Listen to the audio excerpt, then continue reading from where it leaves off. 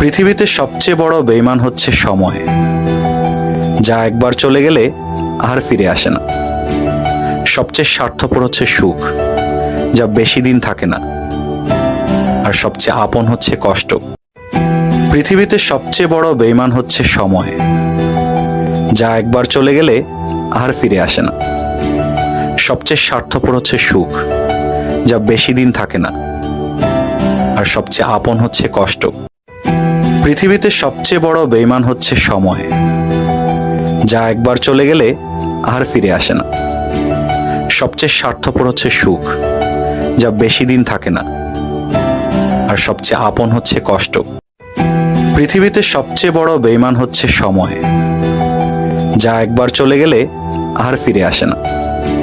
সবচেয়ে স্বার্থপর হচ্ছে সুখ, যা বেশি দিন থাকে না। আর সবচেয়ে আপন হচ্ছে কষ্ট।